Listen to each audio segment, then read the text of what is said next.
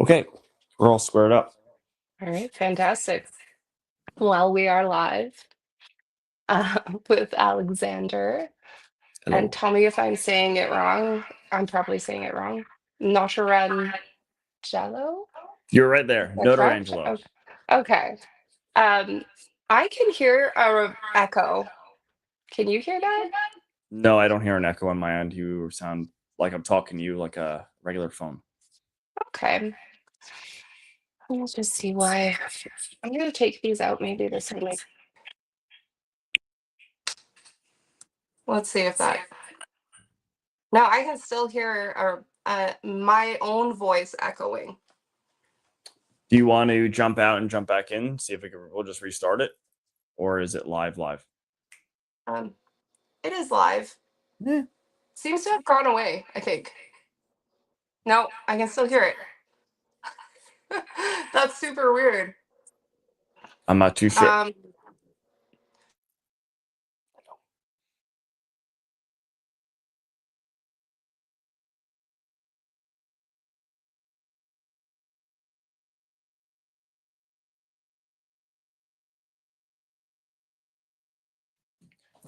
all Let me right. see that. One thing. I just want to Yeah. see if this. I'm I'm still echoing. So Echoing on your end. Let's see if we can fix. I'm gonna double check my microphone. I don't think that we have that issue, but okay. just double check.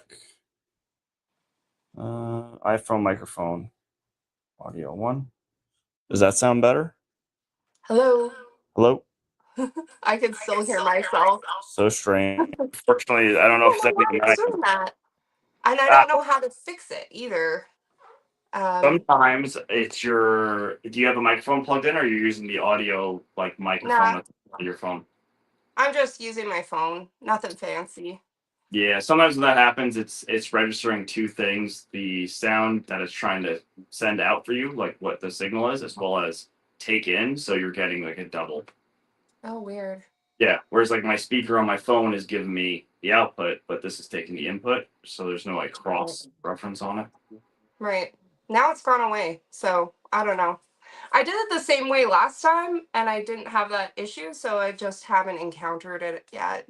Mm. Um, but it seems to have gone away, so let's hope that's We'll hope for the best. Well, but this is yeah. live. This is live. Live. Live. Yes. Thank you for the 2 people who are joining us live. That's Hello. wonderful. Hello. Um, so after all of our little technical difficulties there, I will introduce Alexander. Alexander is a hyper-realist painter based in Hamilton, Ontario, Canada. Um, you can find him on Instagram at, and I think is this 2 underscores? It's like three. I 3? made it so long ago, and I can't change it now because apparently if you get over too many followers, you can't change your name. Oh, okay. So Well, now it's stuck. anyways, a bunch of underscores and then Alex NDR and then a bunch of underscores. I think you'll find him. It's hard to miss because you have quite a large following, don't you? I do. It only really took me a year to do it. I went from 2,000 followers, I think, like last January, Wow, February-ish. And then I think today we're almost hitting 121,000. And that's just that's insane. sticking to a plan the entire time. That's crazy though. But I can see why. Now, like you before when you were setting up, you said you put a filter over Mm. your Yeah, so I have camera. a filter on my camera right now for Mhm. a diffusion lens. And I have camera, like, well, light filters on all my lights so that everything's kind of controlled for lighting in a way that is aesthetically pleasing to videos. Yeah, I really like it. I really like how you do that. I'm just using my phone and I'm still like learning the whole video thing. I've had this YouTube channel for a while and I just have neglected it. I've never really put a whole lot of energy into it and yeah, I have 5 kids. I don't know. I know you have kids too. Mhm. And for me at the time anyway, it felt very much like it was just taking time away from the rest of life and I didn't have any energy for it. But a lot of work. Let's be It's real. All social media is like, and people think that you just can like it's. You have I have like a day where I put video ideas together. I have a day for filming. I work a full-time job. I have two teenagers. Like you Mhm. really have to either be super driven to do this like nonstop, Mm. or have a healthy balance with it where you're giving it the time it needs, but also making sure that you're not burning yourself. It's very difficult. I give credit to anyone who's got a life or kids or a love life, any of that stuff, and tries to do social media. It's very difficult. It is difficult. It's very difficult. And I would say, like, from what I've just been following you kind of a shorter time, but um I was really struck by how you carry yourself online. Like you're really approachable. I've been online for many moons, and I would say that is not typical with artists. I feel like they've hit their overwhelm and they just don't have time for a lot of people, but you're very approachable and you will spend time telling people how you got to where you got. And you really just like I feel like your videos have a lot to do with your work. Would you say that's true? Like Yeah, they're a creative kind of reflection of your work? I think people don't realize like they see like a big following, they think like, oh, like he does like all these paintings and he's like so busy. I don't have like a big friend group at all. I have like people I work with, coworkers. I have like my little dog that I talk to and my teenage kids. But at the end of the day, I treat my social media as a way to like talk to people that I wish were sitting on my couch. Like I wish I had friends that were artists that came over and we talked about art or we talked about problems that we had. So I think the why it feels different is because I talk to the camera, I talk to you as if you were sitting on my couch, and if you're in the art world, you know the struggles, you know Oh yeah. bitching about paint or like getting shows or any of this. So I think that approach to me made it super enjoyable to make, and it is an extension of me. At the end of the day, I paint. I like painting. I paint if no one was watching. But the Mhm. idea of talking about it is something I love art. I want to go to a museum and talk, but I lack those groups. So Yeah. I've trained myself to treat the internet as like my live journal. So now I Yeah. can talk to it all the time. And I feel that way too. I think you're in kind of more of a bigger city than I am. I'm really I like to say it in not very nice terms, but like the butt of Alberta. Like it very much it feels like that sometimes. I grew up in Vancouver, so very similar. I feel like I thought you were in Toronto or you're close to Toronto. Yeah, I'm like I would say 60 kilometers outside of it, but it's funny you say the butt of Alberta. Yeah. Hamilton's known as the armpit of Ontario. Okay, there you go. Yeah. So Yeah, like very they're the same thing. It's the yeah, same thing. very much so. Yeah. Yeah, and I mean, we have Calgary. I think Calgary is south, and Edmonton is north. But like, I never have time to go to those things, Mhm. um, and meet new people, and you know, do all of that. When you live 2 hours away, and I think too. I lived in a very artsy town when I was in BC. I was in Penticton, and very artsy people. Everyone loves art, but to find those artists who are working at that higher level, really like that is a very small group of people that are really trying to be the best, be in museums, be in that really that figurative realism realm where we can kind of compare our work to masters of old. I feel like that's such a small pool of people to begin with, and then when you're in a smaller town you're just not going to have as many professional working artists. I think Colleen Berry talked about this briefly, where she says that you're either in an art city or an art desert. There's nothing in between. And I've Mhm. always kind of agreed with that idea that you either have a hub of people that are trying to make art. Now that comes with a different problem. And I've had this Mhm. conversation with people about even like Hamilton being an art city. It's Right. gonna sound like a shock. Most of the artists, not all of them, but most of the artists in Hamilton don't like me. Like, I'm not invited to group shows. I'm not welcome to come out. Like, Mhm. you have a bad taste in the mouth because I make videos that are opinionated and I've offended people at times with videos, which early on when I was just making content, I was just making whatever I felt like for the day. And I Yeah. stepped on some toes, which is fine. I'm not everyone's cup of tea. I'm from New York City. It's where I'm born and like raised. Mhm. I'm Yeah. not very Canadian with my opinions. I have an American energy Mhm. to me.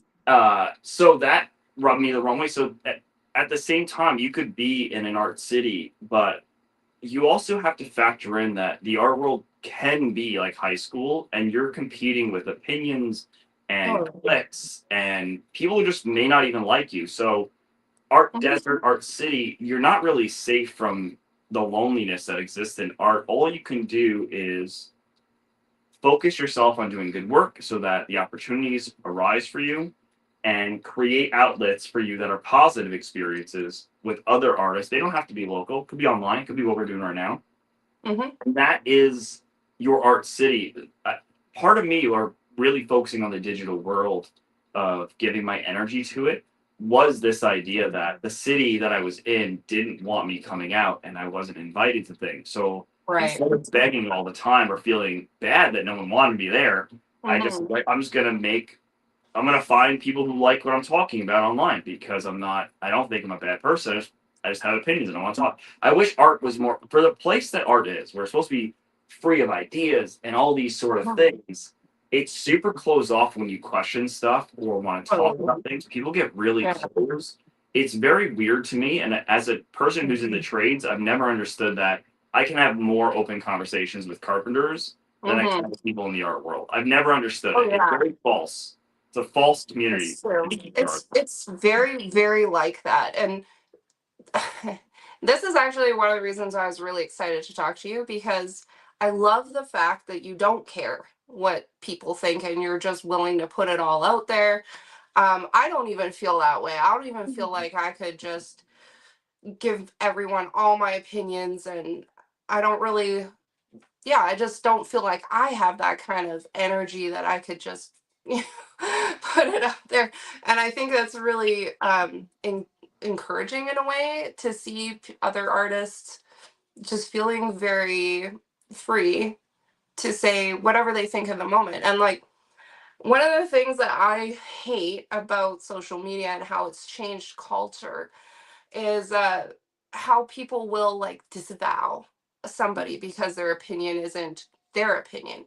Well, if we have different opinions, well, I disavow you. I'm gonna delete this episode. I'm gonna like forget you as a friend, Yeah, uh, and and especially as artists, I think it's so important to have those conversations with people you don't agree with, or people maybe they have a slightly different opinion than you, or like we're supposed to be listening to one another and sharing ideas and being open, and that's what art's supposed to be about: curiosity, questioning.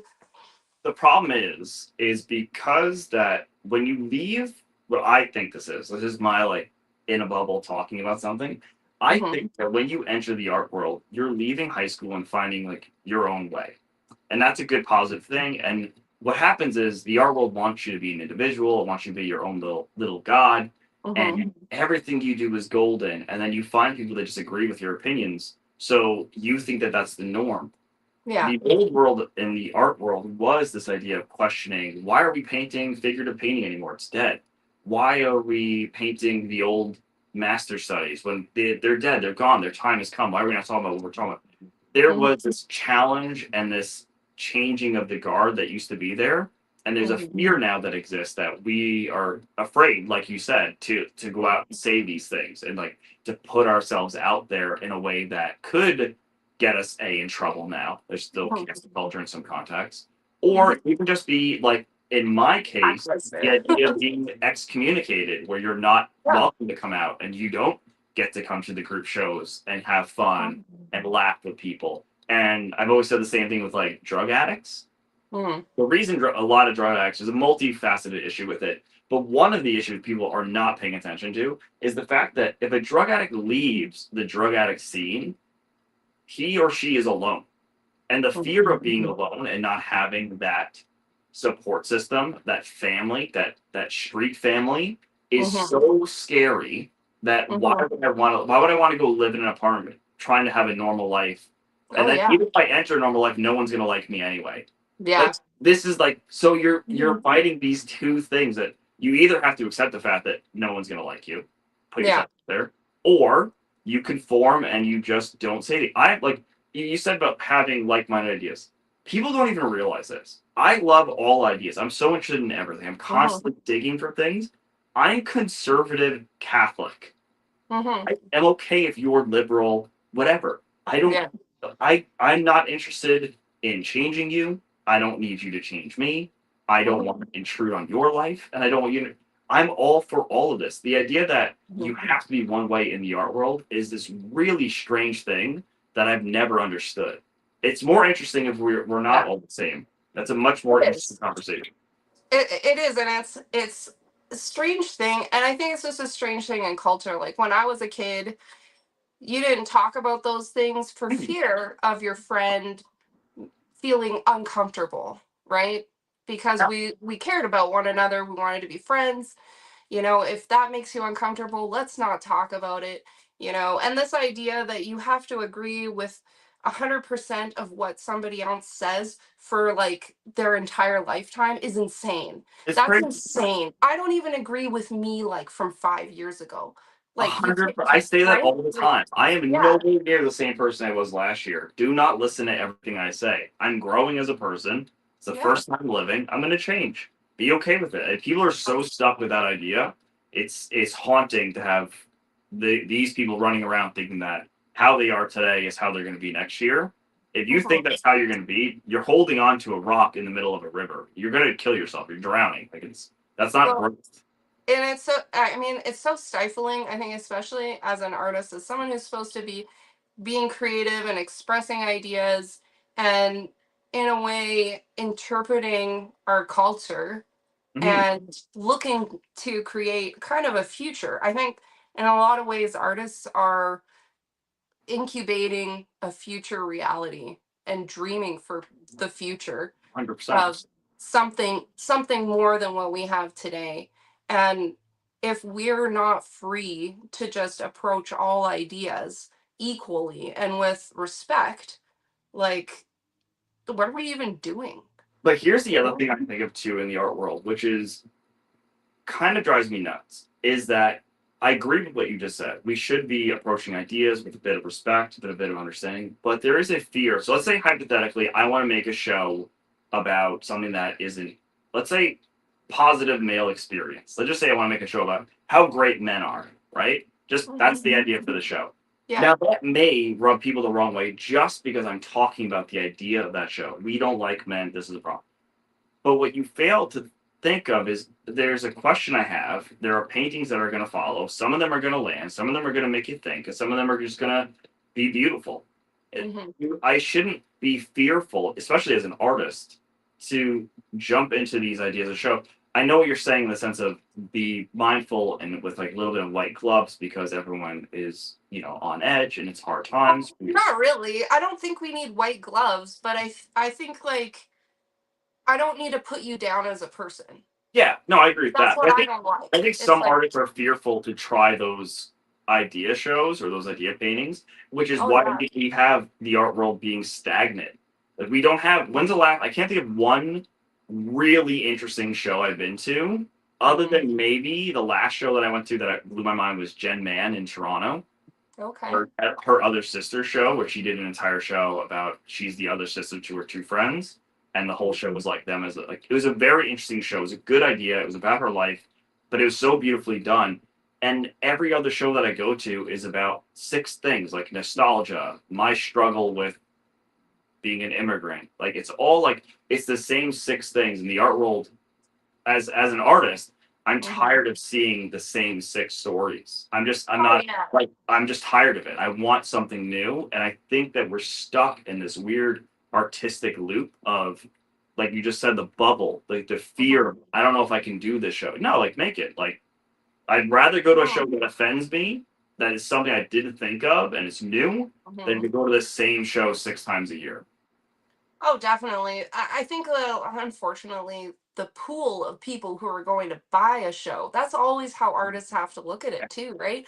The Yeah. pool of people keeps shrinking. Like, Oh, it's there might be like a ton of billionaires out there, but they're not buying our art. They're really not. They're buying like NFTs and goofy cars and junk like that. Unfortunately for us, people with poor taste have lots of money.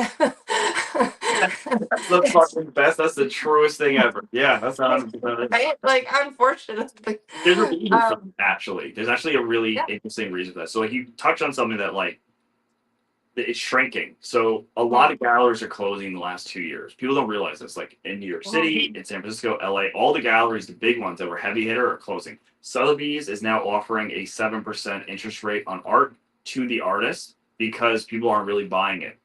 So Wow. there's a whole sort of, like you said, shrinking of the guard. But what Hmm. we're missing, which is what we didn't have a problem with back then, were the tastemakers, were the art critics, were the people who went to the show and were like, "This is important. You need to know this." Now, whether that was paid off in good or bad is a whole other different question. But Right. in a society that lacks criticism or critics, people who just go out and love art and can tell you why this painting is interesting and why it's shitty, Mhm.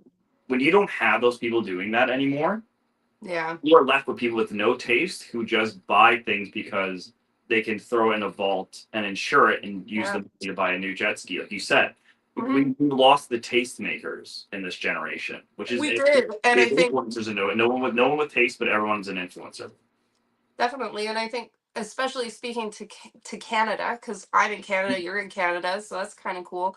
Um, I think, unfortunately, the government is our major source of grants and funding and everything. So it really does have to appeal to whatever government ethos is happening at the time.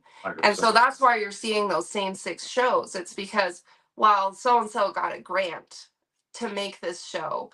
And that's the only way you can really make a good, steady body of work is if either you have a grant or you're like really ridiculously ambitious and you want to work 24/7. And Yeah. it's hard to do it any other way. It really is. Like the last body of work that I was approaching, um it was going to be that show that I knew probably none of it's going to sell. And I was fine with it because I had that opportunity to make it. Mhm. um, but that's just not what everyone experiences, and it it's not a great story, so I won't tell it. But it just happened that I don't have that opportunity anymore, and so now I'm back thinking, well, what makes sense for me to put my time into, my time, my money, my resources, the space in my home, like what should I be putting my energy into? And it's hard, you know? You're especially if you're like I am in the prairies, Mm. trying to tap into what would people here want. Um that's hard. It's hard to like try and get into someone else's mind that you're so different than. And I know you have this experience because you're doing something like hyper realism is hard to sell. It's a fucking dead art. No one wants it. It's brutally hard. They do. Hyperrealism is very hard to move because people need to. So I there's a few things. We'll touch on my hyperrealism for a second, but you touched something with the grant idea. So the idea that if grants are drying up, like how do I maintain my art practice in the way that I can make it that's true to my voice, but without the Mhm. resources that I need? Well, I've always Well, said I this in don't my mean that grants are drying up. I mean, to fit the criteria for a grant, I don't oh know if yeah, you've yeah, ever yeah. looked They're hard to at get. Yeah, criteria. they're just hard to get. Yeah. Yeah, I think that you have to scale down, but then you're asking two questions. One, you either have passion projects. So say like I have a show like Digital Dark Age. I Hmm. need to make that show. The paintings won't sell, but what is the actual cost of making it? I go, okay, well if I need this many tubes of paint, okay, it's going to be I do the breakdown like I would if I'm building a house. I made Right. all the panels myself for it, so I didn't have to pay for materials. I just made it That's all. nice. All the paint I got, I made videos online talking about the paint brand that I like, and they sent me a bunch of paint. Like there's That's not that cool. there's not ways to do it. You just have to be very resourceful in the sense that things I live paycheck to paycheck. I have 2 kids. I Hmm. don't sell a lot of paintings, but I find ways to kind of make it so that I'm never without paint and I'm never without materials. Now, does Hmm. that mean being a little bit of a song and dance? Yes. But at the end of the Hmm. day, I don't want to ever worry. I keep the day job because I don't want to worry about these things selling. I just want to get them out of my head. So there's Yeah. like the options. So the one thing is like you either gonna have to find the resources to make the project that you believe in, that you are excited to make, or Mhm. like you said, I live in the prairies. What are people buying? I live in Ontario. If I would switch over to painting landscapes and cottage art, Yes. I would sell everything in 10 seconds of posting. I Oh would yeah. really would. Same. You could do the Mark McGorry fucking cowboy sunsets and big, you know what I mean? Like Totally. I would sell in a heartbeat. The question Mhm. is, are you okay with pigeonholing yourself into that window? And do Well, you that's the go thing. after painting or do you want to get ideas out? Those are like so there's 2 questions here you need to ask. And What do you that's want to do? always what I end up in a loop, right? It's Absolutely. like you almost need to be two different people, because if you're building, like I've built my work to be mostly portraiture and Mhm. surrealism, and then you have a different body of work that's completely different. Well, it's not really worth anything on the market because you're essentially a different artist. You're not, there's no like they don't cross over. So Um I forget who said it. There was a philosopher talking about art and I forget who it was, but essentially he says that any artist who wishes to change his style needs to leave breadcrumbs to his audience on the way to that new style. So I know what you're right. saying. If you just Yeah. do portraiture, that's awesome. I love portraiture. Like my bread, it's my favorite thing to paint, but it doesn't sell. So then I do. All right, I can do still lifes because those sell, and then Mm-hmm. I can do really weird stuff, and that is sell or not sell. I just like doing it. Yeah. You're kind of like you said, you're playing both wings. But Mm-hmm. this is what I try to do when I do a show or an idea for like a theme. Like the show idea is like there's a name, there's questions, and there's paintings. That's the block. Mm-hmm. It's not a show like go to the show, but I consider them shows. So Right. this show, I have the ideas, I make the paintings, and I put it out there.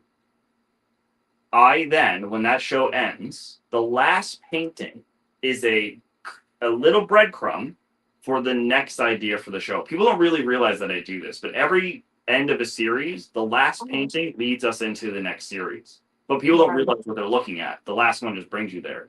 And that's my Right. breadcrumb. Like I use the background of the one with my head's cut off. The Mm-hmm. background of that painting is a toned down, muted version of the boy in blue background. Okay. That's the symbolism. So that symbolism is about capitalism.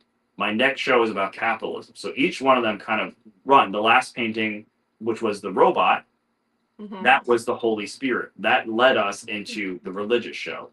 So, Right. so you need to cultivate this Wes Anderson style of artwork. Like we ended this one, but I put a little. I liked something about that. Mm-hmm. I'm gonna bring the next one over, and in that Mm-hmm. you can move your styles. You can be a portrait artist, but go Oh, landscape, totally. fucking real, right? But you got Mm-hmm. to bring them along because, like you said, if you show up with fucking abstract, people don't know what to do with you. They Yeah. don't know how They're to like, build it. they just unfollow Yeah, if you do that. If you do yeah, that, people are like, oh, this isn't the same person. I'm not following this, right? Like, yeah. and they just, Your brand gets ruined. I know. yeah, totally. Um, I I know you seem like the sort of person, maybe I'm wrong about this. You seem like the sort of person that like has a plan. And you've spoken about this a bit on your Instagram. Like you have a plan for your day, you have a plan for your shows. Yeah, you're very organized, aren't you? Each one of these is a show, and each one of them have ideas and breakdowns and photos and how I'm going to do things. I'm ADHD organized with things. That's nice. Makes I a see. difference. Yeah. Comes out of my head. I can't in the middle of the night think of an idea for a show and then I'll forget it by the morning. So I have to write it down. It has to have source photos, or I have to make something, and Hmm. and then I have to revisit it on a day where I have like a ton of energy and I can sit with it. Yeah. I've lost paintings that I was like, that's a great painting, and then I've driven 10 minutes, and I'm like, I forgot what I was thinking about. Yeah. I lose things immediately. Mm-hmm. I'm terrible for just I have an idea for this and I have an idea for this and they're just so opposite. And I never do well, I just shouldn't say I never because I do. But making myself stick to something is really hard. Do you Hmm. find that that's hard for you or are you like look at your book and you're like, yeah, I'm ready to do this. So the way that I approach like a new body of work essentially is I have an idea for a show. So let's just say like digital dark age was the idea Mhm. for like 2 shows away. So I'm like the internet, digital dark age is the show, and then I do little branches like what do I love about the internet, what I hate about the internet, what I find interesting about the internet. I just break down this. So I'm already formulating my opinion on it, and then I go like, what do I hate about the internet? Well, I hate the dark web. I think it shouldn't exist at all. Right. All right, well, how do I make the person who sees a painting feel that way? I'm like, oh, well, I'll do like a pedophile painting. How do you make a pedophile painting? All right, well, Okay. there's two options about a pedophile, right? One was the Right. guy in the darkness looking at the screen Mm-hmm. because you immediately feel uncomfortable just because he you don't know what he's up to, but you have just this weird gut feeling that he's up to no good. He's in the dark. You can't tell what he's looking at, but he fits the profile of what you're thinking. And then the Yeah. other one is the yellow baby one, which is the guy holding the baby, Mm-hmm. and he has his fingers inside of the chest of the doll. So Mm-hmm. that bubble, by the time I'm at the end where I'm like, that's the idea for the painting, I've been staring at this idea tree for so long that I need to make that painting. Rather than, oh, I need to do a painting of a really angry man. And then I'm like, I don't know why I'm angry. I don't know why the man's angry. And then I make the painting and then I have to formulate an idea. So I always go theme, Mm-hmm. idea, premise, and then painting. By the time I get to the fourth tree, which is the painting, what I want it to look like, I'm so committed to the idea of the show. Now, that doesn't always work, but Right. generally speaking, that's my blueprint to Mm-hmm. success. And that's why I try to make sure that I mean, like, I've thrown paintings that I've been like, I don't like them. Like, every show has at least four Oh paintings. yeah. Where I'm like, that didn't make much sense, or I didn't think about this one through. The Mm-hmm. next show, I'm trying to do a show of nothing but bangers. Like, I want to Right. be ones that are just like every painting. Maybe I don't make a lot. Maybe I only make 10 paintings this next show Mm-hmm. instead of the usual 15 or 20 I do. Those 10 paintings, I want each one of them to be so intense and Mm-hmm. so well thought out that they are this undeniable force of an idea. I want each one to just be able to occupy a room on their own. And that Right. requires you to stop, don't be painting things right away, and really sit on those ideas and like make a mock up and look at that photo for 3 days and just keep looking at it until you're like, Mm-hmm. this doesn't work. I'm over it. You got to get all that out for this to work. But I think that's Yeah. why I succeed in some respect of why paintings do well at times because I've done that legwork leading into it. I also really like doing that compositional part. And it will take me sometimes a month of Mhm. just sitting with a composition and thinking about it, flipping it around, just tweaking it. And if I don't go through that process, even though it's time consuming, um, it never really ends up being what it should be. So here's Right. the thing: what you just said is exactly how. So you and I are talking about this. This is the same thing I would say to myself in the mirror when I'm painting stuff, or a painting doesn't work out or something. Mm-hmm. What you're talking about is the point of the videos. Like that, what you just Right. said is the video of telling someone like, hey, don't rush to get on the paintbrush. Yeah. Sit with it, feel it, make sure. Because like you're right. When I rush into a painting, when I rush into an idea, Mm-hmm. 9 times out of 10, it is dog shit, and I can't do anything with it. I have two paintings up Yeah. there that don't work. They were supposed to be fillers for the show. I Right. could do them. I rushed. They weren't dry enough for the show, so no one's even seen them. But they just don't work. They don't even work out of the show. So now Mhm. like it's just a waste of time. That I'm like Yeah. trying to make something out of nothing without thought. And I think that's why some paintings just fall flat, and it's Mhm. frustrating because, like you said, you give time, money, effort, your hours, all this, and you Mhm. really need to go back to the old world of thinking of composition, Mhm. longevity. This is a marathon job. This is never meant to be a No. speed thing. It's meant to be a marathon.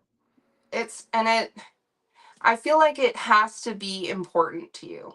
If it's if it's you're just trying to make a pretty picture, it never works out. Like it doesn't work out. Your composition can be amazing, but it will always feel flat because if it doesn't come from somewhere deep and it doesn't come from somewhere where you're really trying to express something important to you, I guess, or maybe like important. There's something about that incubation process that has to happen, and I know that it's not efficient, but it doesn't matter to me, right? And I think that's I at one point really wanted to be like a commercial painter, and I took this course. I'm sure you've heard of these people, but I won't name them. But anyways, I took this course. This is years back, and this lady lays out all the things you got to do to be one of these people that sells collections and has like a VIP list and all this stuff. Hmm. And there was so much of it that I felt was so disingenuine. Like you're basically just making decor for people to put on their walls that they're going to change out in a couple of years. And she didn't care. She's still making shit tons of money. And I you probably know, know. I know who these people are. Like even though you you're know not who going I'm to, talking you know about? who they are. Yeah. Yeah. And I mean, there was some useful information in there, of course. Um, but I really found and I think I talked about this with Bryn. As soon as someone says, "This is what you got to do," I'm like, nah, I Yeah. I can't. check out too. I can't do it now. And that's for the same reason I don't put my pronouns in my bio because there's so much social pressure. I'm like, nah, I, I won't.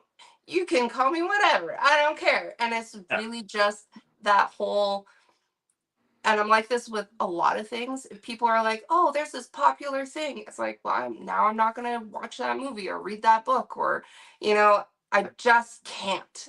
I And kind of agree with you. I did that with Breaking Bad. Everyone was like, "It was the best show ever." yeah, I refused to I watch did it it. with that one. I did it with Game of Thrones. Yeah, yeah. I hit a point where I'm just, I can't be involved with this. But Yeah, there's a thing you said about there is this thing that I call it hotel art. yeah. So the art world wants you to be like a boss girl and like you can make your own brand and like you can sell these high end clients. But like you just said, you're making hotel art. You're making high end home sense art, which is Totally. fun if that's what you want. If you want to make money that way, there is a market for that. Let's just call it. There's nothing Oh, there wrong. is But because she would sell out of collections 100%, in hours, 100%. and there's But a part of you that wants that, right? does But that stuff I end up in a museum?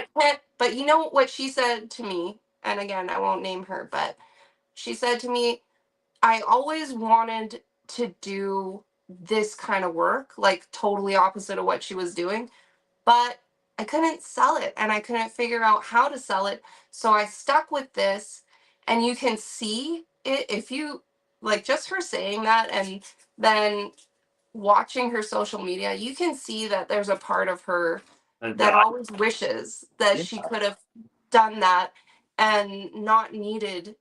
And that's the thing that makes me like give up on social media sometimes, give up on my YouTube channel, like give up on these things because I'm like, you know what? I don't want to be chained to this. I don't want to be chained to selling. It's like what you were saying about you just need to get the ideas out. I want to be I want to I have to be true to me. I can't even make myself be that other person. but there's a duality fear that exists that I like you just said, you don't want to be chained to it. Now, Mhm. I agree. And as someone who has an active social media that I have to constantly like work on and make it look right, I am chained to it in a sense. But I've also made it what I enjoy. Like I tried to make a lot of videos on like teaching. You've seen a few of them. Yeah, I I see. don't do them that often. not because I don't want to teach, but I give everyone the bare minimum blueprint because I think Mhm. that as artists, I don't want you to know how I paint, so you don't need to develop my habits. Those are mine. But I Right. want you to know how medium works. I want you to know you could do oil paintings this way. I want you to know when you draw, you just draw it on, and then you could seal it. This is varnishing. Just so here's the blueprint. It's free. Go sit down for Totally. 10,000 hours and figure out what your voice is in this. And you said something. I could stop right now. Stop with the silly show. Stop with the Instagram and just paint portraits of rich people. And that would be and I could just do that. And there's nothing wrong with that. But Hmm. I also know that I don't just want to be a portrait painter. I don't just want to do that. I want to have ideas. I want to have shows. I want people to feel something. I want people to question something. I want to add something more than just a bunch of pretty photos. You're saying this with that woman. Yeah, you can be your brand, but something about it, you die. Even when I paint a painting that I'm not 100% into, and I have a few paintings that I just did recently that I was trying to do so that I would make sales. I was like, oh, this is going to sell. Who's not going to buy a bird? Everyone likes a bird. And it Right. didn't sell. Now, it's not a bad painting, but all of the paintings that I did that were filler work, in the sense that they were just paintings that I thought would sell, I Hmm. wish I would have just done one extra big painting of something crazy. Because at least then I would have this big, crazy painting that more than likely, because it is of value, because I thought out the process, because I'm trying to say something, will hold merit through time more so than a painting of a landscape or of a dove. Now they're not bad paintings, but it No. will last forever because eventually a computer is going to be able to paint a bird perfectly. Like the idea is not there. Like like that calling you have is the calling to make work that's interesting, and that means you have to be okay with not selling. That means you Hmm. have to figure out the Yep. way around it. You have to be okay with all of that, and Totally. that's the jumping into the pool that a lot of artists struggle with because, like you said, you want both. Oh, I think there is definitely a pull to both, Yeah. but like like you were saying, I wish I hadn't made that work. I wish I'd just made the weird stuff in my head. But now you know that about yourself, Yeah. right? Like it's and so this is where I think art is the most powerful thing for me personally. um, I'll go through things. I just went through some hard stuff. I was a tattoo apprentice for a while, and that fell off. And I was working with this gallery, and then that fell off. And it was all within a couple of weeks. And I was like, what the hell am I doing? Like, what am I even doing? And so part of me just, I just well, I wanted to talk to you like in a real way, in a Mhm. way that wasn't like comments on whatever.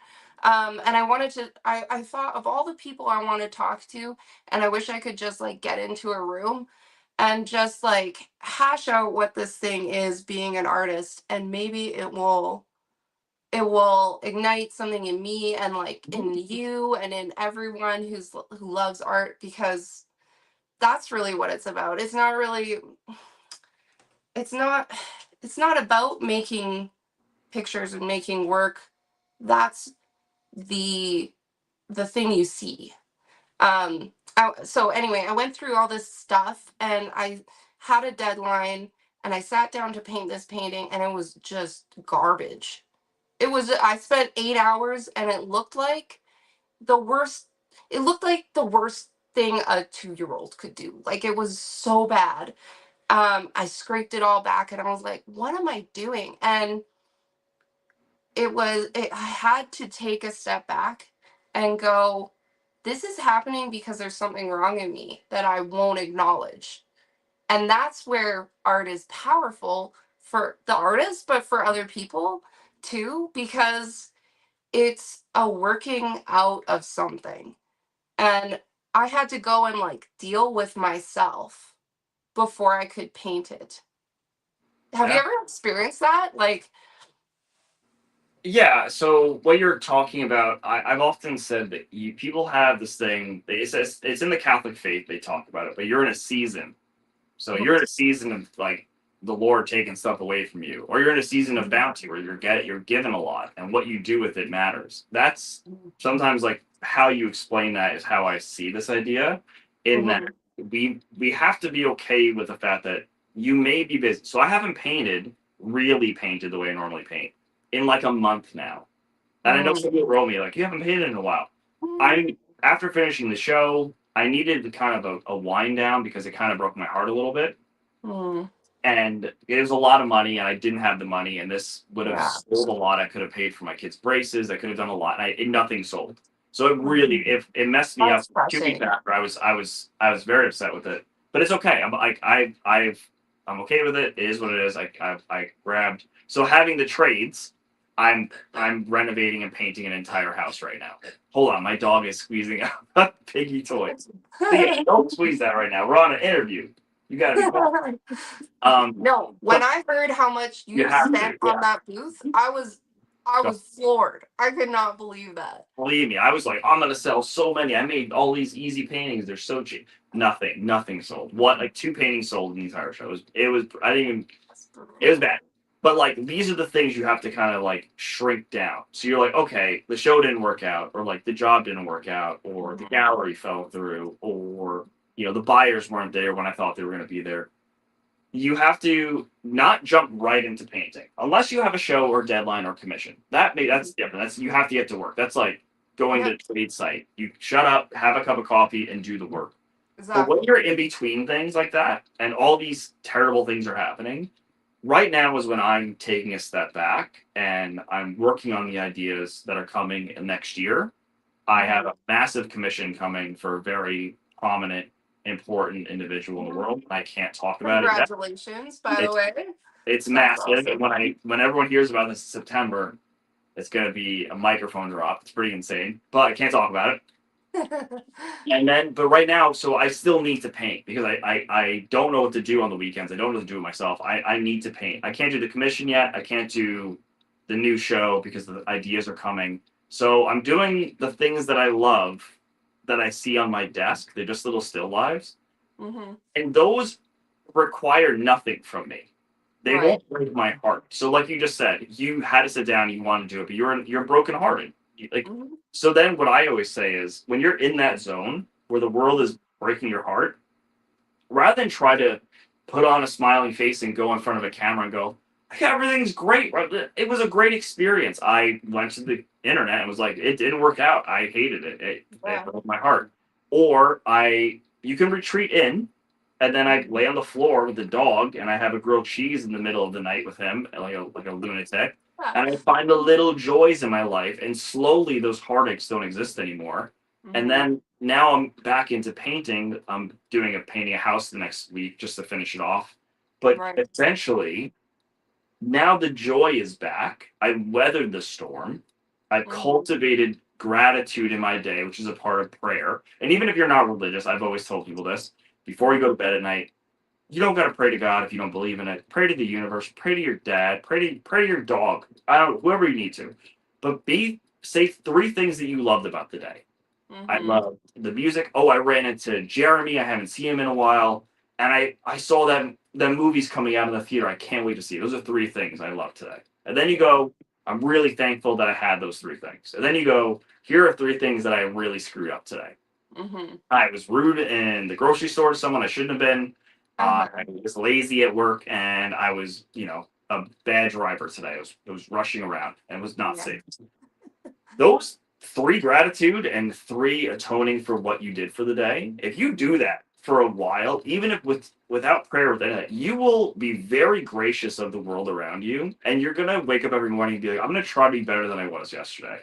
And Hmm. in that, the things that happen in your life, like the losing the job they're Hmm. not big things, because once your heart's filled with gratitude and you're self-aware enough to want to be better every day, the Hmm. world starts to just get a lot easier to deal with, and you can cultivate a lot more joy out of your days. And then it bleeds into your work. It bleeds into the stuff you're doing. It bleeds into the videos where I want to help people or talk. Hmm. That's how you cultivate a life that can weather these storms. Bad things are going to happen. You're never going to get away from that. No, of course How not. do you cultivate that joy in your life and that gratitude that my hands still work? Like, some days I go, thank God I can use my hands and I can paint. Like, Hmm. thank Oh yeah. like, what are we talking about here? Thank I have all my hair on my head. I got to be very thankful for that too. Yeah, They're totally. not 40 years old. This is all sliding out off the hill soon. Like, these are the sort of things you cultivate, and then it translates into your work. I'm so excited to do paintings. I'm so excited for the day off that I get where I get to paint. And Right. then it's just nothing but joy. I'm not sad at all. Even if the day goes wrong, painting goes wrong, like you said. There's some days I Totally. paint and it's fucking terrible. But Hmm. I go, yeah, but you got to paint today. Right. And Yeah. what a joy that was. Because there will be a day when I'm in Mhm. my 90s on a bench and I won't be able to use my hands anymore. And these are the Mhm. days, even a bad day of painting, what a blessing that I got to paint today.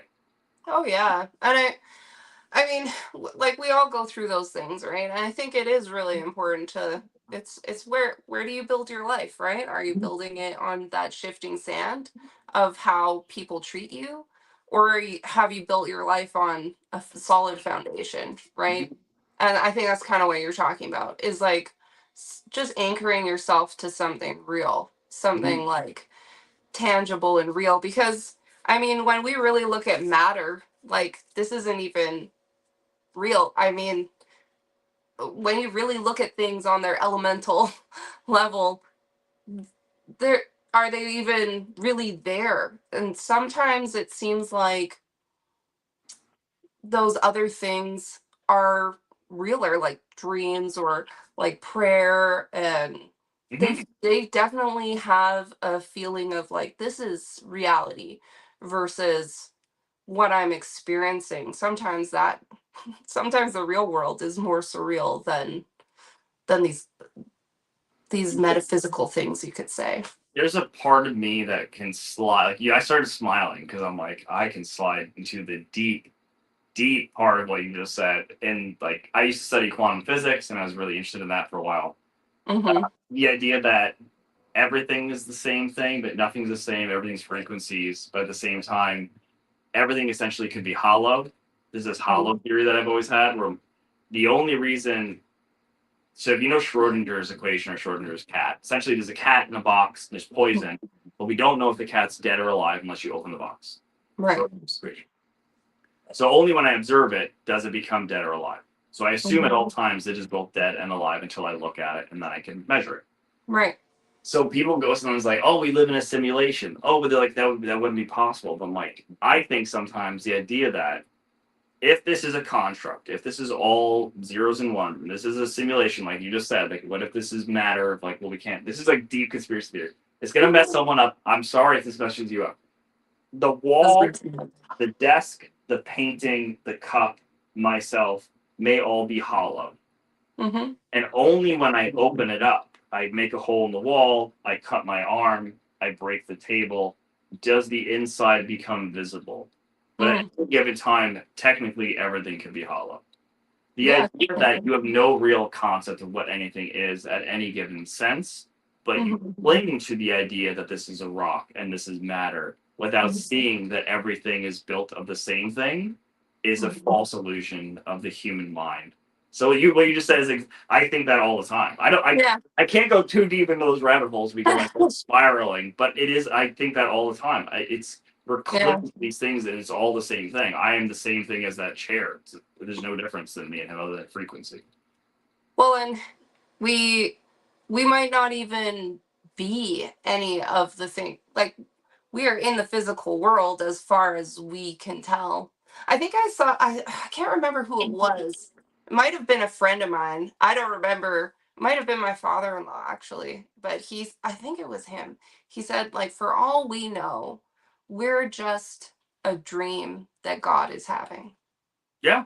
right? Like we don't know, but and for all I know, I'm the only one here that's real. That's a terrible thought too, right? Listen, that's a slippery slope. You're playing with a Right? very dangerous idea. I've had this conversation with people on the internet.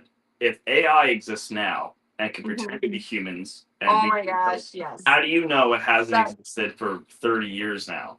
And yeah, everyone you talk exactly. to on the internet isn't real. So there may only be so many people alive, and the internet is full of just AI bots talking to each other. It's a dead internet theory that really only of the internet, it's like 20 to 30% of the internet are actual people, and everything else are Mhm. bots that keep replicating themselves. And eventually, you won't be able to tell who's real and who's not real. It'll essentially be a very giant universe where you can never find real life again. like the Yeah. experience university, but on the internet. So yeah, it's a slippery slope to play with. It It's is a not art slippery related, slope, but it is but like I think these are the ideas. This is when you right. spiral into what is Mhm, reality. There's an idea for a show. Now right. you're what is real, what is tangible. Like you Mhm. now you're grasping at straws. Like And that's I think literally how I'm going to show. that's why it's like it's so important to build your life on something that is more than the programming you've been given Oh, by, 100%. you know, people. Because there is like I've sat with people who've died. I've sat with animals that have died. And you watch life leave Hmm. a being. And it is, you know that there is something more because you can feel them go away. And their body is still there, but there's something more. There is something more to you. There's something more to your dog. There's something more. There's a breath, a life, a something else there that where does it go? Right? Like there There's is a more. There is like I can there's a Jewish saying that the idea of so when you talk about God in the Jewish sense, his name is Yahweh, hmm and that when you're first born, the first word you speak is Yahweh because you breathe in, you go, and then when you hmm breathe out, you say. So you say hmm Yahweh in every breath that you take, essentially. So hmm in your first breath, you speak God's name, and when you die, your final breath is Yahweh. And the idea is that like God is breathed into you, and then God is breathed out of you. And I've always, like you said, I like that there's an idea that there's an absence. The beginning of me, I didn't exist, and I entered into this world, and then there's an end to me, which I leave this world, and there hmm is this pause that's in between that is the word Yahweh that comes from everyone. So regardless if you believe or not, hmm there's something, even if it's just a beautiful idea that hmm the universe breathes you in and the universe breathes you out, and there's just a giving and there's this taking of life. There's a beautiful synergy that exists in that world that I love. Yeah. I'm definitely like speaking of Jewish thought, before this is like kind of one of their like I would say mythologies or like the oral tradition. Mhm. But it's also supported by like what the psalmist says before the foundation of the world, God knew you. Mhm. Um, what is that? What is before the foundation of the world? There is something more beyond, right? And so their oral tradition, they believe that when a baby is in utero, they're actually like in the throne room of God because they're a pure being. Mhm. There's nothing, there's no sin in them, there's nothing, so they reside before God, and when they're born then they leave that place. And I always think that's so interesting because there is like we're three-dimensional beings, right? We're definitely physical. We all have our souls, right? Which I feel like that's probably what we're expressing when we're creating art is Mhm. like our memory and a reflection of culture and experience and those sorts of things. But there's that other element to us, that spirit element that is it's outside of time. So in a way, so are you. And so you see, so it's like it's just so weird. I don't even know how to No, express no. it.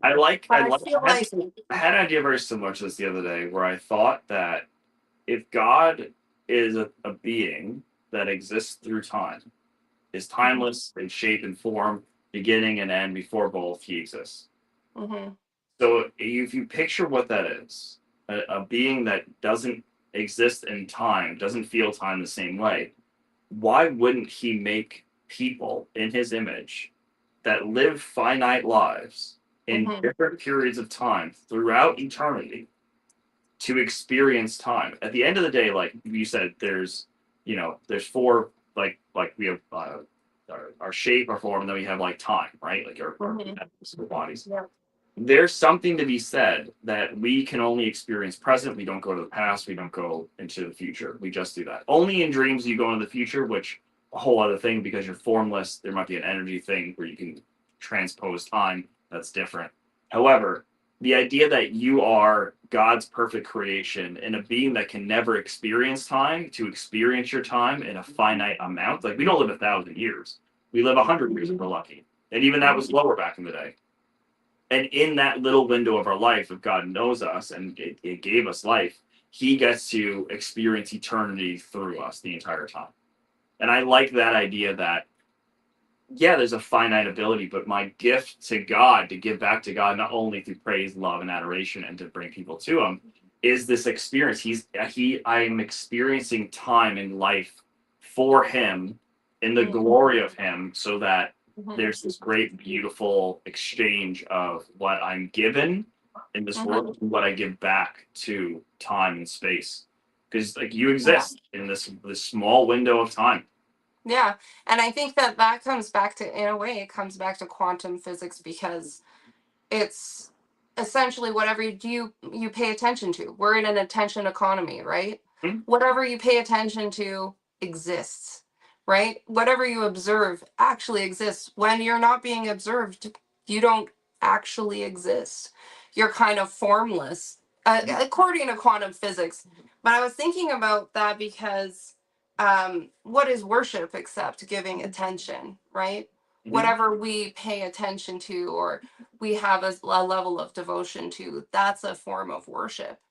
And I find painting people sort of like a meditation on the person, right? I Even love people I don't know, it's kind of like you're looking at this being who, again, has an eternal spirit to them, and you're kind of celebrating something about them, even though maybe you only have their name and their photo. There's something that you're meditating on them in a way. Um, but if you look at like our oldest Egyptian psalm, I guess, and it's like a song that they actually translated the music to. Um, it's very much it's just a worship song. I love that. It's just like yeah, that's all it was. It was just like very basic kind of like almost not as eloquent as maybe King David, but like along those same lines. And Hmm. I thought, isn't it interesting that um that's really what some of these gods or goddesses want is attention, Yeah. right? There are beings that want attention, so they exist. And it I makes also like the idea you that throughout time, regardless of the civilization, this thing keeps existing. The idea Mhm. that like Ricky Gervais once said, like, oh, if you got rid of all the religious texts, it would just disappear, and then you would just have the science books. But what Mhm. he fails to realize is that the human condition, the human spirit, even if you were to delete all like religion and that sort of stuff, the human condition is to worship and look for those sort of things. Oh, definitely. Yeah. And He's I got think a that pathetic pig, and he's that's very upset with his pig right now. You can't play uh, with it right now. I'm so sorry. aw, I'm so poor sorry. guy. I'm so sorry. I think in a lot of ways, like that is why people feel so aimless, is Yeah, because that's what we're meant to do, is to like give attention and be seen, like to see and be seen. And when it is something so amorphous as the internet, maybe that's your only connection, is not. And that's why I love just having these actual conversations with people. I feel like a lot gets lost, and people don't feel that connection. I think that, like you said, in an attention economy, we have. Sorry, he's biting me the entire time. It's He not wants playtime. attention. Hey, you want attention. I'm so sorry. What do you want to say? Nothing. Nothing good. I think, Nothing. like you said, the attention economy essentially becomes this idea that we have such finite time here, and a generation of people, millennials, were given the internet very young and told to do whatever we wanted. Our opinion was the most important, and they find that it's not fulfilling, and they Mhm. find that they are a little bit lost in their own life and they don't know where to go with it, which is why you see the biggest number of younger people and millennials starting to go to church again for Mhm. that same reason that you just said, that there is an attention economy, and the me's and the people that are disingenuous and fake online, especially with AI becoming even more fake, we don't know what's real anymore. We're looking for the tangible historical context of what we were put here to do. And I think that you just touched base on the idea that we have in ourselves a part of us that wants to worship, that wants to praise, that wants to atone for the things that we've done, or give back. And there's something to be said about religion in any shape or form that gives people that don't have that in their daily life the Sunday context, the daily prayer. Like I pray in the morning when I get to work for the people that are I work in a hospital. I pray for everyone in the morning that they can survive the day, or if they're going to go, that they're met with peace. Like I do a whole prayer every morning when I get to work before I start my day. I pray while I walk, and then at night I go on my knees and I pray. And now that seems extreme because people don't do that, but it Mm. gives me context for the day. It gives Yeah. me context for my existence. It gives me context for worship and life, and this Mhm. beautiful part that I get to play a part in, that I find fills me. The idea of the heart painting that has the flame on it.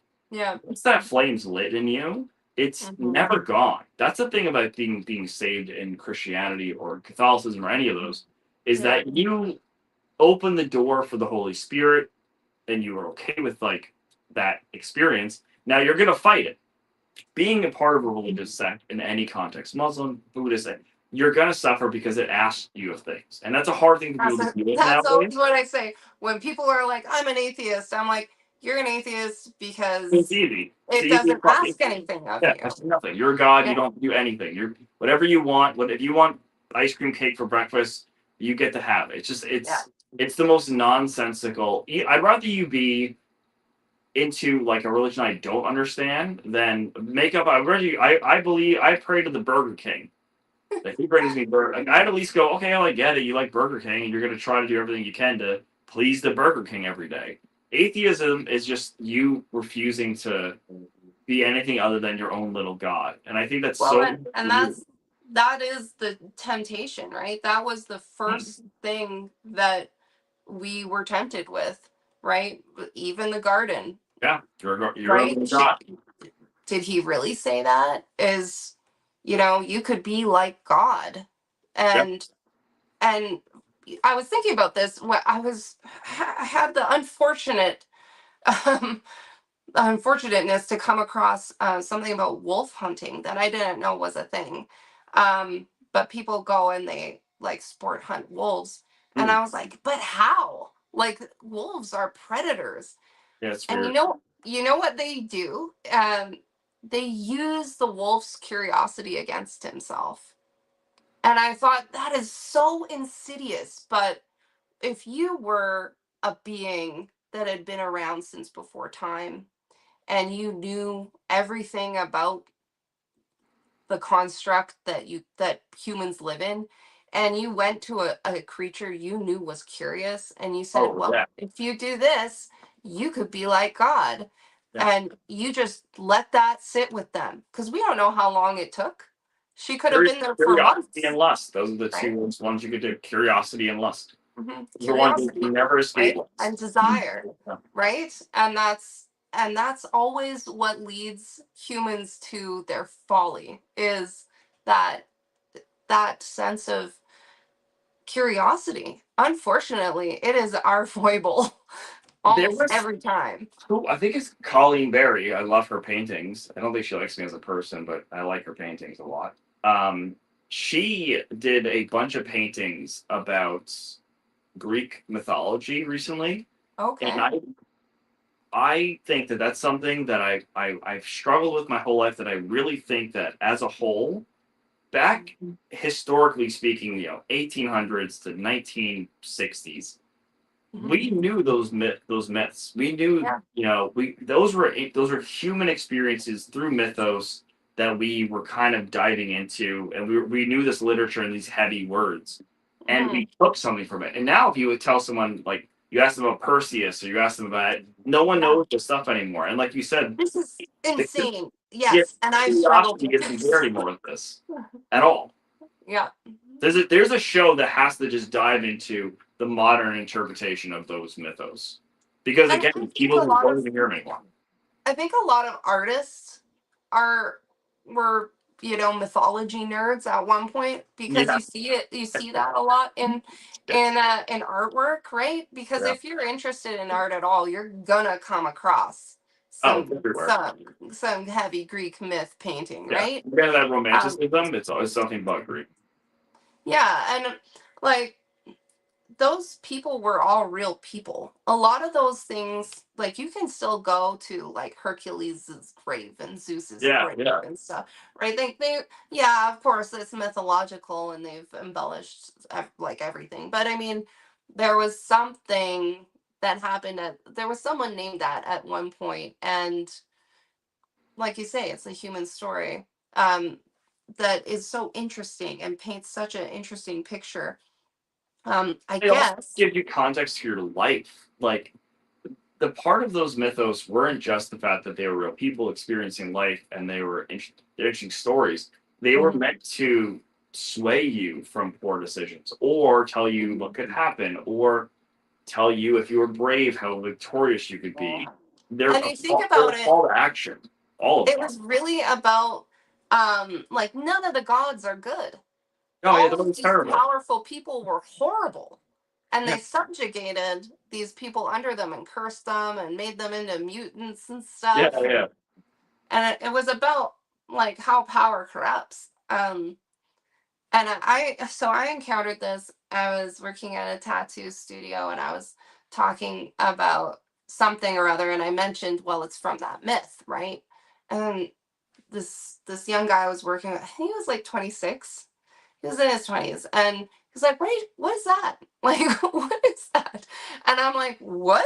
Like, I just don't understand how it is that that generation, it's like the classics were just erased. Like none of it is taught. None of it I is. don't think it is anymore. Like, No. Michael's 16 and 14, and they're not even touching it in their English class. And they go to a Catholic school. It's not the same curriculum. I think that we were at the end. Like, I graduated in 2004, so I'm Mhm. born in 86. I We were had to. I was homeschooled mostly, and I think Oh, I your taught parents did a myself great most job of it. then. Well, Good well, job, I brother. was really like my parents were just like, "There's the library. We got to go to work. Like, have Oh, fun." true. Yeah. So Libraries. Who goes to a library anymore? yeah, right. Like, and there was, the computers were just they were not giving you the Anything. answers that people get now. It You was remember having to do very a book archaic. report and having to read the entire book and Yeah. write the report. Like, people don't even realize you had to No. read an entire book and then write out with your fingers, not Right. type, By write it out. hand, and you better spell that right.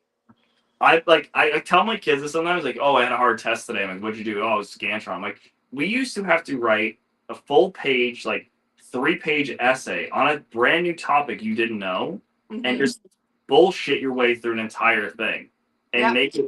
make it make sense and grammatically make sense. And you Hmm. were like, you don't, the bullshit you had to pull through Hmm. in growing up in that generation was like car salesman level bullshit to get through a test back in the day. Oh yeah, and I mean that whole like paragraph structure, sentence Oh, structure, all of that stuff. I oh mean, God. I homeschooled my kids for the majority of their education. My oldest is turning 18 next month. And she's done maybe 2 years of school, like in a school. Mhm. And I mean, I'm glad that I was able to do that then and give them that, because they know how to learn. And Yeah. that's something that school doesn't teach you anymore. I had an opportunity to work in a school a little while ago, and that was something that they just kind of tell you what you need to know, and you spit the answer back, but you give that person like any kind of goal, right? they want to do something. Well, do you know how to learn? That's not what school gives you. But if you're just told, here, go learn this, when you're really young, and you are told like you do this, this, and this to go learn that, man, that's like the best skill you can have. Like I know, that's why I learned how to paint. I'm Yeah, completely you're self-taught. curious. You become curious of like the Yeah. world. It's a lost trait now because everyone now they teach kids to everything's a test. So everything you learn, you're going to be tested on, and that's all that matters. So you don't learn because you're curious. You Yeah. learn to just reiterate what you read and like just like regurgitate it, and that Totally. becomes a dying generation of people that can't critically think and are not curious. But Now, is that's that by and design? that again is like that is on purpose. That's what I Right? feel. I feel like it is too. You want a Yeah. generation that's educated but isn't curious. That's Hmm. simply a slave like generation right there. That's just, yeah, essentially you're making people who can be data enterers Yeah. or whatever they are. Yeah, essentially. And But I that goes wonder. back to what we said about the art world. In that there was a change in the 80s and 90s that your ideas became more important than the actual ability to paint. And I think that that is a hard thing to deal with now because that only can go so far. You can have great ideas, but you can't make the good art. It translates as bad art. And I Now think you too have to be it's you need both, I think, nowadays. You need to not I, only be exceptional at your painting, but you need to be exceptional in your ideas and execution because mhm, there's such a like you said, I'm self-taught. I just mhm, so now you're so if you went to art school and you mhm, paid all this money to be a painter, and my dumbass just picks up a paintbrush and learns mhm, just from doing it, now you have to compete with me. Now you have yeah, an education, and I just self-taught myself. mhm, Both are the same level, but what really separates us is the ideas. And if your ideas doesn't matter if you went to art school, if your ideas aren't good, I'm going to rise above you. And that's just how that works. And I think that you said there's something to be said about younger painters. I see them stuck, like I mhm, said, in painting the exact same shows, the mhm. exact same paintings, and really Well, not and pushing forward into things. it's that homogeneity, Yeah. right? It's like the homogenization of everything, Mhm. unfortunately. Um, it's not that you don't have good ideas. Do you have approved ideas? Ooh, Do fuck. I you like have that. ideas that the tribe has approved? Yeah. Because if Oh, you God, I have like that. ideas that the tribe hasn't approved, it doesn't That's matter a how that's good a your fucking idea show is. right there. That's a show. The ideas the tribe didn't approve, and you just make insane paintings about horrible things. You get Right? Canadians like, no, no, no, these aren't my ideas. This Oh is what yeah. the tribe would not have approved. They didn't like it. Yeah. I'm not allowed And- to do any of these, so I'm going to do it right now and get it out of here. And that's like such a fun. That'd be see, that's a great idea for a group show to get yeah. everyone to make fucked up paintings of things they're scared to make, but Yes. aren't able to dive a whole show into for fear of retaliation. If you did a group show where everyone makes it and no one says their name and you can paint whatever you want, here's the Yeah. not the I would measurement. love that. I That'd be would the, that'd love be that. the funnest group show, and people would be like so curious to see Oh how yeah. crazy of a group show would come from those. Someone make that, and That I will submit a painting to this crazy show. that Make would that be group such show. an exciting show Uh, because there's so much. I mean, everything is about your brand and your image and like I wanted to have these chats, and part of me is a little afraid because I know I don't fit in a box, and I don't want to be like part of an ist or an ism or an ideology. I don't want to, I just want to be judged as the individual that I am. I feel like you're very much like that. Like you yeah, don't, I'm not here to shill for some political party no, I or think, but some point of view. what you're leaning into is what I think is important. Is that your curiosity should be your brand. So you Yeah. don't like that part of you is like the call to action. You're just curious. I want to talk. I want to ask these questions. I want to Hmm. like we're talking and we're having ideas for shows, right? Yeah, Someone I totally. don't give a shit. I Take the love idea to the that. floor and make it. That's what and if we leave this and you like I really enjoyed that conversation because the call to action for this channel or for you as to kind of like create something that you're excited to make all the time is Mhm. to is find creative people, find curious people, people Mhm. who are in different fields and bring them on because it's going to satiate not only your thoughts, but you're going to find like-minded people that are super excited on that brand. And it doesn't mean you don't have to be a certain thing or be in like a Yeah. certain path. You're literally just living your truest self, which is how you've always been, which is curious. And Mhm. that is you. And then you won't even hate making the content or doing the videos or sitting. I don't know Yeah. even how long we've been sitting here. I don't know what time of day Yeah, it is. I It's don't a long even time. care because this is, and that's what I want, and that's what I feel like. Yeah, that's what I need, and I feel like just create being able to like create places where people can just it doesn't matter what you say or do. Like Yeah. I think that's really valuable. It's almost like a little island, where you can just whatever. It That's fun. It Someone said reminded that someone that said once that there's this idea that we no longer have my bad.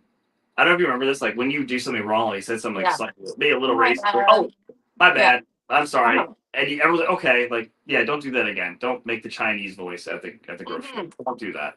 Mhm.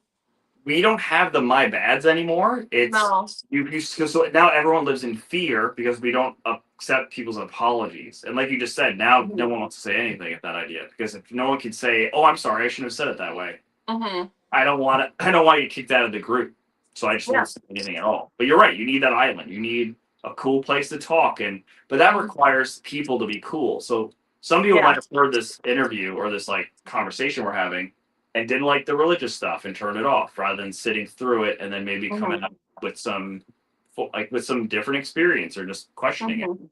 But you have to it's really hard to get the general public behind that idea unless they're curious, which is the Mhm. hardest thing now to give to a generation who just don't care. Oh yeah. I mean, but whatever, right? Like I don't Mm. really I I feel like I can't get hung up on that. No. And this is what I like about your work is I feel like you're not hung up on how people are perceiving you. And I get that it's hard to be that contrarian now, and I feel like one day people like will look kindly upon it because it is so hard to do that. It is so hard to just do what is in you to do Yeah. and not care what anybody thinks. Um Here's the thing I've always said about it. There's no comment that's on my page. Even when I used to like really stir the pot and say acrylic painting is shit, you need to paint in oil. When I used to really stir the pot, yeah. sometimes people would get upset about that and they would write me Yeah. really nasty things. But they're nothing more nasty than I've ever said to myself. Like Right. your paintings are boring. I'm like, yeah, motherfucker. I said it to myself this morning. I like Right? give me Yeah. something better. Like tell me I'm short. I don't know. Like there's no part of anyone who's that's why I don't care anymore. It's like there's nothing you can do. I see what you applaud, so you're what you like doesn't mean anything to me. I none of it no one sways me. And this is the thing, I have like an ironclad belief in the work that I do and the paintings that I make, even when they're not the best painting or I'm not super excited about them, Yeah. I'm always just so I am my own favorite painter. I don't like everything I paint. I don't Yeah. paint like everyone else, but I love what I paint and I love how I paint. So when you Yeah. tell me you don't like it, it doesn't change my opinion because I'm not looking for you to tell me I'm good. I woke up today and like the way I paint. So your opinion of it, I'm sorry you don't like it. I hope the next one you like. If not, there's many other artists. It never Oh affects. yeah. And it's like one of those like that's like your opinion, man, kind Yeah, of thing. Like that's and your I opinion, yeah, man. you gotta kind of shrug it off. Yeah. Um it's like that rejection thing, right? If Mm-hmm. you're an artist, you're gonna experience it over and over again. Nonstop. It's never gonna go away. There's always gonna be something that you want to do that you get rejected from, and that's just life. Yeah. And you have to be able to weather it. At the end of the day, Hmm. I get some yeses for things, I get some nos for things, And I Mhm. have to find the balance that I don't get too high up on my horse and think that I'm this golden god who's this great painter who's getting all these opportunities. And I'm Mhm. also not worthy of great opportunities because I'm getting too many no's. And Mhm. there's a thing that artists don't realize you have to do is don't get too high up on that horse and thinking that everything you make is gold because people will tell you, and you'll realize very quickly that you're not. But Oh yeah. also, don't think that you're shit, that you don't deserve, the gallery show or the people to come Mhm. out or the people to watch the channel or watch your what you're talking or Mhm. experience your life through how you're explaining it to people. Mhm. It's humbling this and that, and I think that some artists, I won't say names, get Mhm. too high up on that horse, and you can read through their little teeth and their little mustaches when they have mustaches that there's a sense of they are completely hung out to dry by themselves and they're uncomfortable. I can't explain that any other way. I know when people are phony and Mhm. they're scared and they have to put on the show, which is why my channel does well because I'm like, hey, I'm mentally unwell. Here's the I'm doing my Right. best. Here's Yeah. what I don't give a shit. Like, because at the end of the day, this could all disappear tomorrow. I'm Oh still in yeah. this bubble. I'm still gonna paint these things, even if no one's watching them. And you're just Yeah. all here because I've turned the camera on in my living room, and you're all sitting on my couch together. And Yeah. there's something humbling about that. That this could all go away tomorrow. You Mhm. gotta be okay with it. I'm okay if my entire channel blew up tomorrow. I would just Yeah. go back to painting and hanging out talking to the dog all day. I don't know. Right. It's yeah. I'm always saying that one good hit from the sun and That's it. all What are you of talking about? all of, all your little Google answers and all your everything we rely on all the time, it all be gone. Yeah. So, and that's just the reality. Or I always try and think when I'm creating a painting. Well, now I do because I went through a period where I made a few pieces just to sell, and it was such a letdown when they didn't. Um, I think we all do this. We all go, yeah, this we is all gonna go through sell. this Oh, it's period. gonna sell. Yeah, It's from fucking now watermelon on, paintings. yeah, from now on, it has to be something I don't mind living with forever because I probably will. Yes. Yeah. I'm literally redoing my apartment right now and I'm getting rid of stuff off the walls because I need to put paintings in other corners of the house. Because I don't have Mhm. space anymore to do big paintings. So like anything that's non essential has to get off the walls so I can hang other paintings up to free up space for other paintings to come in. Like Mhm. I'm gonna essentially start sending these to museums and being like, hang it if you want. I don't know what to do with it. Get it Yeah. out there. Right? Yeah, that's when you just kind of have to pack things up. I have paintings in boxes. I'm sitting right now with like a stack of just stuff stored around me because I don't want to poke wall like holes in this. This is actually just like wood panel. Yeah. So I want to get like one of those gallery bars with the wires so I'm not like I Yeah. don't have a million holes in there, but Well, that's what I did in there. I made like my dining room a gallery wall so I could hang the big ones and then also have a shelving system that I could put paintings to dry and then have the drying section down here and then have the mhm, drying section behind there. So there's always, even in my apartment, there's so many places for things to be staged and like first coat, second coat, third coat varnishing. So right. that there's just a saw. And like my kids laugh, like they're like, "Can I come in here?" I'm like, "Yeah, Yeah. just don't touch that one. Don't breathe on it." That Yeah. one, like, it's you just make whatever space you have work. And if you can't Yeah. do gigantic paintings, you do little paintings. And there's nothing wrong with little. I love a little painting. I don't know why everything's got to be a fucking Huge. 6 foot tall painting. You can do And small paintings. like so I don't know. It's interesting to me to see some of my favorite paintings be so small. You know, Mhm. like I'm a big fan of John, and I'm probably gonna butcher his name, John Brosio. Yeah, yeah, I know you go. His pieces are very small. Like they're maybe 11 by 14. But that's not very big. You No, know, a lot of his pieces don't get very big, and it's the same with the pre-Raphaelite painters, which I'm a big fan of.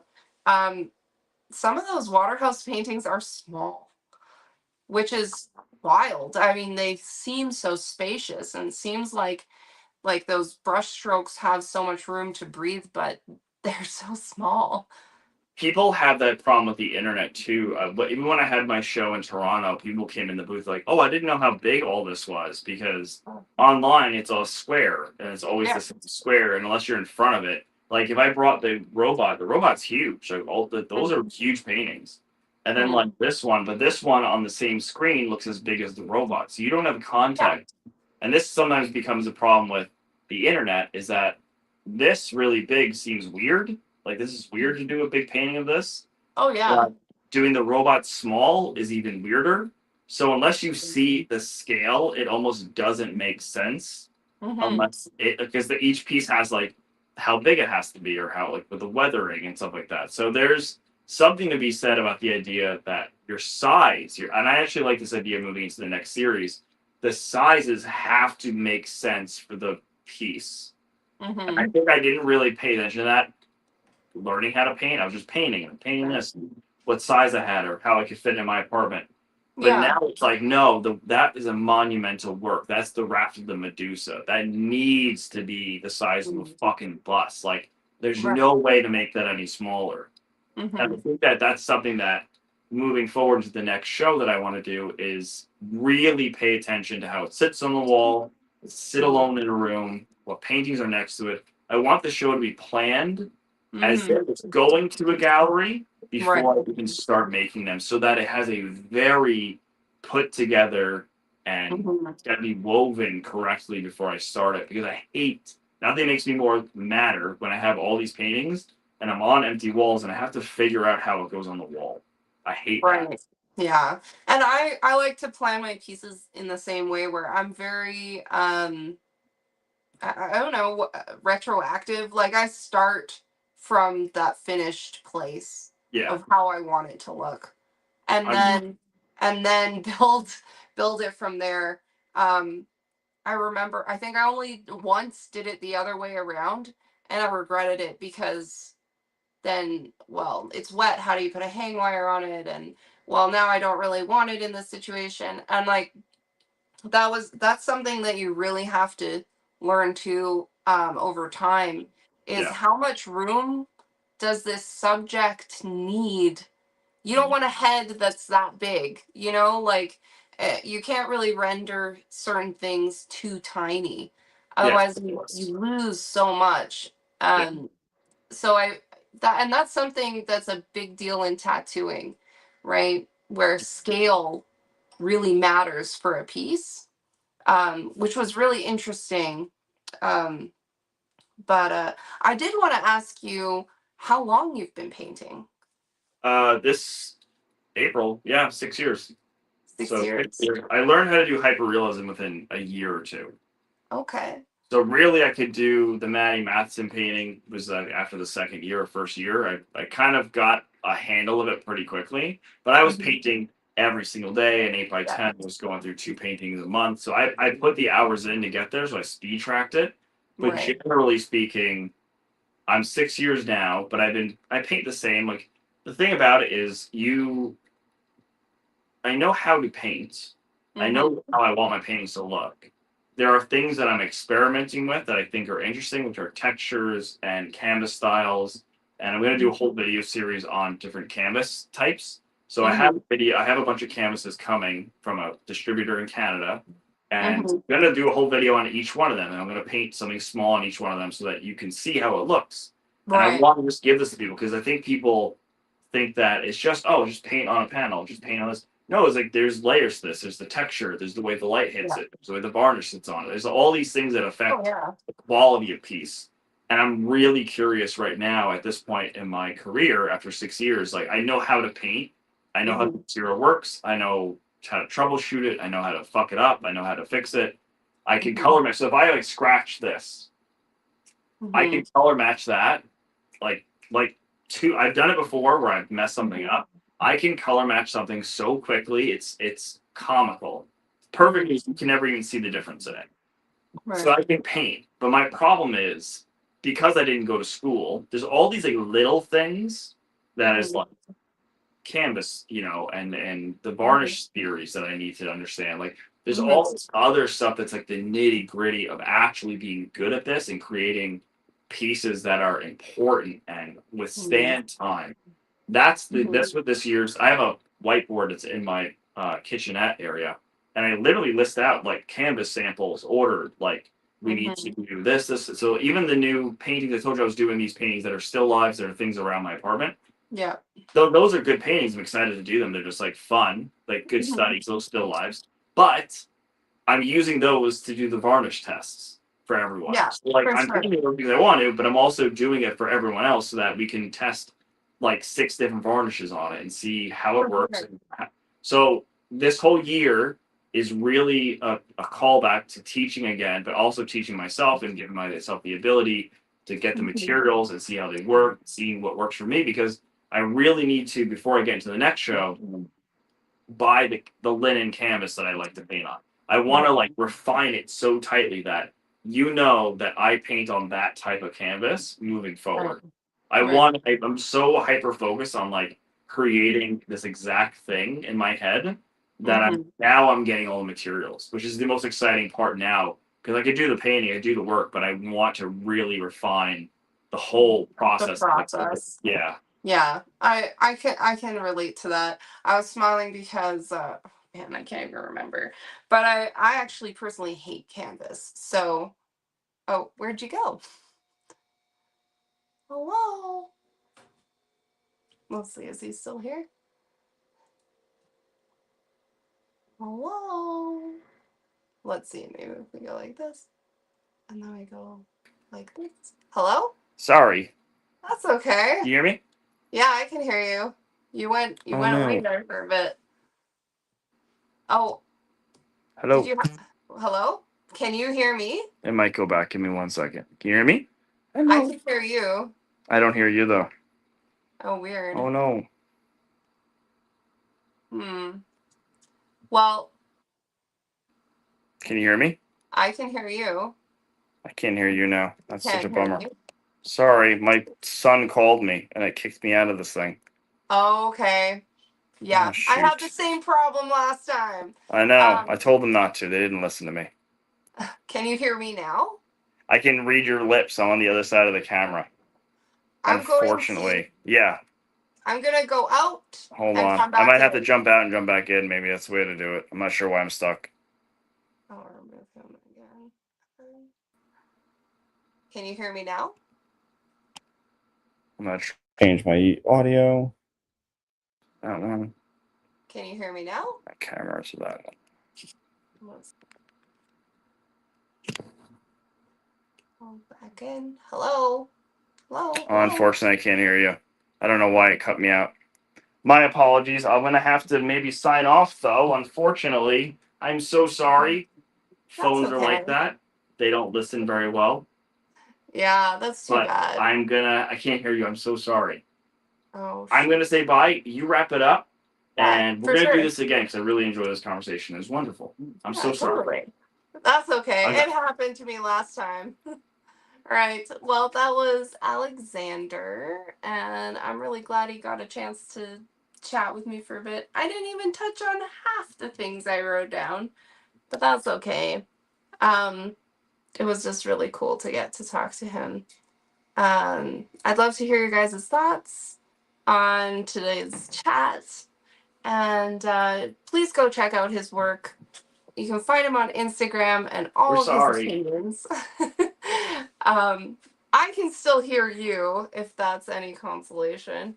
But yes. Anyway, it was wonderful to chat with you, and everyone should go check out your work and follow you on Instagram and all that, and buy your work. Um, so, anyways, thanks for coming. Bye, dog. Good boy. Aw, that's so funny. We'll go.